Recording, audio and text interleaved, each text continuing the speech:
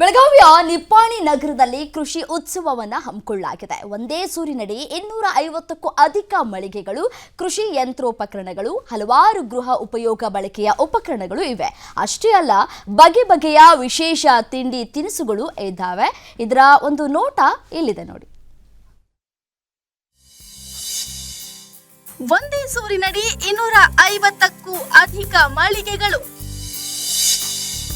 Different ಜಾನುವಾರುಗಳೇ attraction. ಬೆಳಗಾವಿಯ ನಿಪ್ಪಾಣಿ ಪಟ್ಟಣದ ಶ್ರೀ ಹಾಲಸಿದ್ದನಾಥ ಸಹಕಾರಿ ಸಕ್ಕರೆ ಕಾರ್ಖಾನೆ ಆವರಣದಲ್ಲಿ ಜೊಲ್ಲೆ ಗ್ರೂಪ್ ವತಿಯಿಂದ ಆಯೋಜಿಸಲಾಗಿರುವ 5 ದಿನಗಳ ಕಾಲ ನಡೆಯುವ ಈ ಉತ್ಸವಕ್ಕೆ ನಿನ್ನೆಯಷ್ಟೇ ಅದ್ಧೂರಿ ಚಾಲನೆ ಸಿಕ್ಕಿದೆ.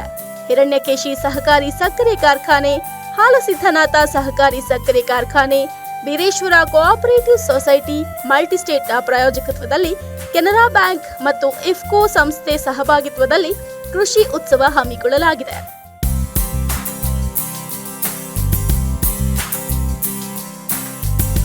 ಕೃಷಿ ಉತ್ಸವಕ್ಕೆ ಭರ್ಜರಿ ರೆಸ್ಪಾನ್ಸ್ ಸಿಕ್ಕಿದ್ದು, ಜನ ತಂಡೋಪತಂಡವಾಗಿ ಆಗಮಿಸಿ ಕೃಷಿ ಉತ್ಸವವನ್ನ ಕಣ್ತುಂಬಿಕೊಳ್ತಿದ್ದಾರೆ.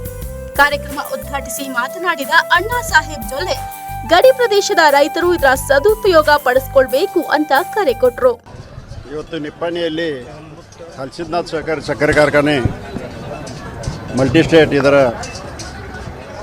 ಒಂದು ಗ್ರೌಂಡ್ನಲ್ಲಿ ಸುಮಾರು 10 ಎಕರೆ ಪ್ರದೇಶದಲ್ಲಿ ಕೃಷಿ ಉತ್ಸವ ಇವತ್ತಿನ 8 ತಾರೀಕಲ್ಲಿ ಇಲ್ಲಿ ಜೊಲ್ಲೆ ಗ್ರೂಪ್ ವತಿಯಿಂದ ಮತ್ತು ಹಾಲಸಿದ್ದನಾಥ ಸಹಕಾರಿ ಸಕ್ಕರೆ ಕಾರ್ಖಾನೆ, ಬೀರೇಶ್ವರ್ ಕೋಆಪರೇಟಿವ್ ಕ್ರೆಡಿಟ್ ಸೊಸೈಟಿ ಮಲ್ಟಿಸ್ಟೇಟ್ ಮತ್ತು ಹಿರಣ್ಯಕೇಶಿ ಸಹಕಾರಿ ಸಕ್ಕರೆ ಕಾರ್ಖಾನೆ ಮಲ್ಟಿಸ್ಟೇಟ್ ಇವೆಲ್ಲದರ ಅಡಿಯಲ್ಲಿ ಮೇನ್ ಸ್ಪಾನ್ಸರ್ಸ್ ಆಗಿ ಇಫ್ಕೋ ಮತ್ತು ಕೆನರಾ ಬ್ಯಾಂಕ್ ಇದರ ಅಡಿಯಲ್ಲಿ ಸುಮಾರು 250 ಸ್ಟಾಲ್ನೊಂದಿಗೆ ಕೃಷಿ ಉತ್ಸವವನ್ನು ಇಲ್ಲಿ ಆಯೋಜಿಸಲಾಗಿದೆ.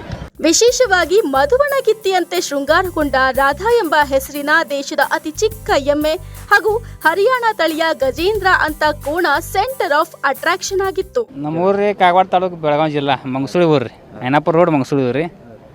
ಇದ್ರ ಹೆಸರು ರೀ ಗಜೇಂದ್ರ, ಕ್ವಾನ್ ಹೆಸರು. ಅದು ದಿನ ಖರ್ಚು 2,000 ರೂಪಾಯಿ ಇದ್ರಿ. ದಿನ 15 ಲೀಟ್ರ್ ಹಾಲು ಅದಾವೆ ರೀ. ಒಂದು 2-3 ಕಿಲೋ ಚಪ್ಪರಿ ಚೆಂಡು ಅದಾವೆ ರೀ. ಹಿಂದಿಂದ 2-3 ಕಿಲೋ ಐತ್ರಿ. ಅಟ್ಟ ಒಂದು 2-3 ಕಿಲೋ ದಿನ ಒಂದು 2,000 ರೂಪಾಯಿ ಖರ್ಚು ಐತ್ರಿ.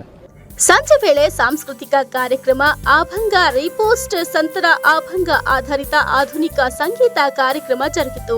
ಕಾರ್ಯಕ್ರಮದಲ್ಲಿ ಮಾಜಿ ಸಚಿವೆ ಶಶಿಕಲಾ ಜೊಲ್ಲೆ ಹಾಗೂ ಪುತ್ರ ಬಸವಪ್ರಸಾದ್ ಹೆಜ್ಜೆ ಹಾಕಿ ಗಮನ ಸೆಳೆದ್ರು. ಇನ್ನು 3 ದಿನಗಳ ಕಾಲ ಉತ್ಸವ ಜರುಗಲಿದ್ದು, ವಿವಿಧ ಕಾರ್ಯಕ್ರಮಗಳು ಜನರ ಗಮನ ಸೆಳೆಯಲಿವೆ. ಅಜಿತ್ ಸಣ್ಣಕ್ಕಿ, ಗ್ಯಾರಂಟಿ ನ್ಯೂಸ್ ವಿಶೇಷ ವರದಿಗಾರ, ಉತ್ತರ ಕರ್ನಾಟಕ.